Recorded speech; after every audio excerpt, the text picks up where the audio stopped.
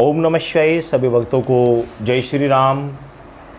अभी एक बात मैंने काफ़ी लोगों के मुख से सुनी कि बाबा अमरनाथ जी में जो अभी बादल फटा था, फट तो वहाँ 2-3 बार बादल फट लिए हैं, तो अभी जो वहाँ पर आपदा आई थी, बादल फटा था और उसमें कुछ व्यक्ति उस आपदा में एक्सपायर भी हो गए थे, मर भी गए थे। और उसमें 2-3 शिविर थे जो कि एक किस्म से बिल्कुल ख़त्म हो चुके।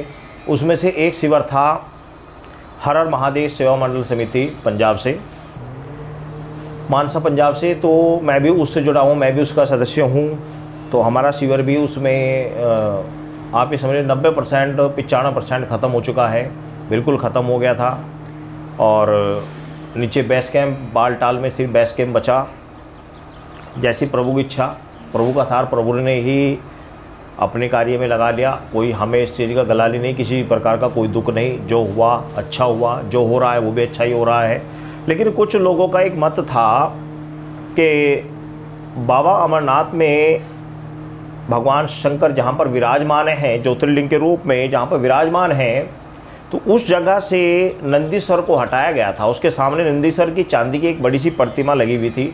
उस चांदी की प्रतिमा को, नंदी की जो प्रतिमा थी, उसको हटा दिया गया है और उसको हटाने से ये आपदा आई है। इस प्रकार के कुछ लोगों के मत मैंने सुने हैं। कुछ लोगों के ने मुझे इस प्रकार के कहा कि जी इस तरह की घटनाएं वहाँ पर हुई हैं, उसके कारण ही ये कुछ हुआ है।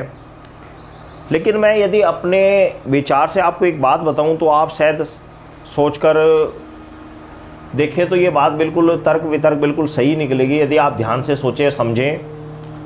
देखो, वहाँ से जो शिवलिंग वो नंदीश्वर जी हटाए हैं, उस नंदीश्वर को पहलगांव में ले जाया गया है।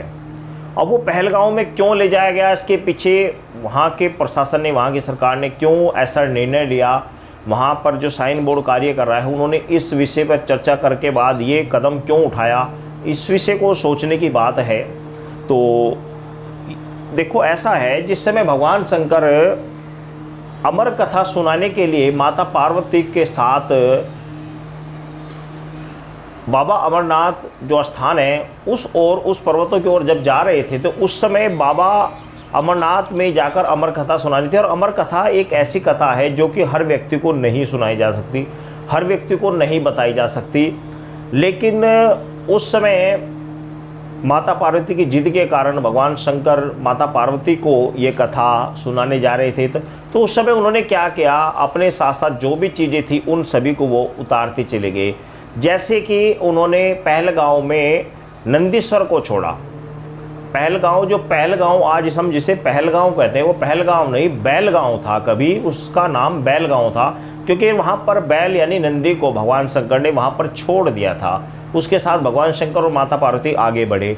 आगे जाने के बाद उन्होंने रास्ते में चंद्र को छोड़ा, चंद्र देवता को छोड़ा, और उसके बाद आगे उन्होंने शेषनाग को छोड़ा। तो ऐसे जो चांद को छोड़ा, चंदनवाड़ी के नाम से प्रसिद्ध है। आगे शेषनाग को छोड़ा तो शेषनाग झील के नाम से भी शेषनाग एक स्थान है, एक झील सी, एक तालाब सा बना हुआ है, तो वहाँ पर शेषनाग को छोड़ा। इस प्रकार भगवान शंकर अपने समस्त जो अपने पास उनके गण थे, उन गणों को जगह जगह पर वो छोड़ते चले गए। रास्ते में पिस्सू टोप आता है जहाँ पर राक्षसों की हड्डियों राक्षसों को मार मार कर उनकी हड्डियों का चूरमा बनाया जाता है, उसे पिस्सू टोप इत्यादि कहते हैं। तो ये चीज़ें रास्ते में, पहलगांव के रास्ते में सब कुछ देखने में आती हैं। आप कभी जाओगे, बहुत अच्छे दृश्य हैं, आप जाइए तो बहुत कुछ आपको देखने का मिलेगा। और वहाँ के जो सेवादार जो भंडारे करते हैं, इतनी ज़बरदस्त सेवा होती है कि आप देखकर दंग रह जाएंगे। आप कहीं पर भी 1 रुपये का सामान मोल अपने पैसे से खरीद कर नहीं यूज कर सकते। आपको भंडारों में से ही फुर्सत नहीं मिलेगी, इतनी सेवा वहाँ पर होती है, बहुत ज़बरदस्त।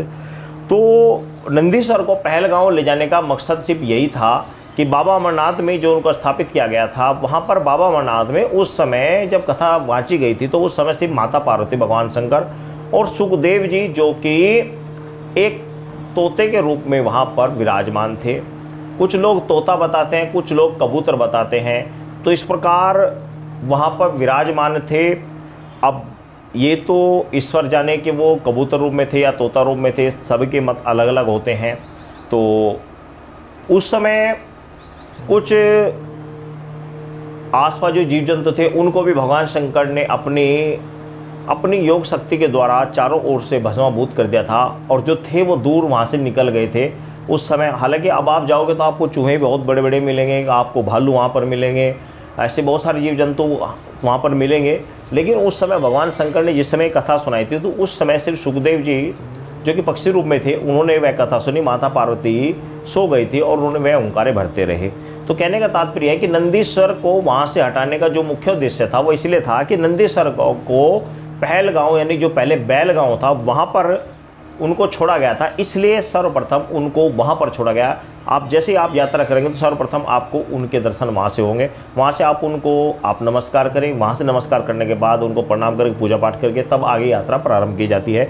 तो इसका मुख्य उद्देश्य ये था, इसमें अन्यथा विचार करने की आवश्यकता नहीं। यदि आपको कोई इस तरह की बातें बता रहा है कि भाई इसको हटाने ऐसी घटना घटी है, तो ऐसा मेरे हिसाब से ऐसा नहीं है, क्योंकि ये तो भगवान शंकर ने ऑलरेडी पहले ही उन्हें पीछे छोड़ आए थे। यदि उन्हें अपने साथ लेकर जाते तो वे पहले ही लेकर चले जाते, तो ऐसा कुछ नहीं है। और दूसरी बात यह है कि पहाड़ी क्षेत्र में इस प्रकार की घटना होती रहती है अक्सर, और यदि किसी कारण से भगवान शंकर रुष्ट हुए भी है तो भी मैं आपको बता दे रहा हूँ, एक बात और बता दे रहा हूँ, मनुष्य का जो जीवन होता है, मनुष्य का जो जीवन है, ये जीवन उसके खुद के कर्मों के ऊपर डिपेंड है। जिस समय जितना आपने जिस प्रकार कर्म किए हुए उसी के आधार पर आपकी जीवन यात्रा निर्धारित की हुई है, और उसी आधार पर ही आपकी मृत्यु भी निर्धारित है।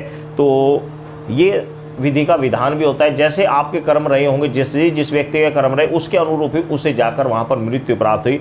वास्तव में उसे मृत्यु प्राप्त नहीं हुई, ये सिर्फ सोचना और मन का वहम है। मृत्यु प्राप्त नहीं हुई, वास्तव में वह अमर तत्व को प्राप्त हो गया, उसका उद्धार हो गया, क्योंकि शिव क्षेत्र में मरने वाले व्यक्ति का उद्धार हो जाता है। तो ये बहुत सौभाग्य की बात होती है। इसमें ये अब आप इसमें ये मत समझ लेना कि भाई आप शिव धाम में जाकर अपने जीवन को जानबूझकर आप संकट में डालें, जानबूझकर आप मृत्यु के ग्रास बने, ऐसा कोई शास्त्रों में विधान नहीं है। यदि इस तरह का करता है तो वह महापापी होता है, लेकिन यदि अनायास ही वहाँ पर मृत्यु हो जाती है तो वह शिव धाम का भागी होता है।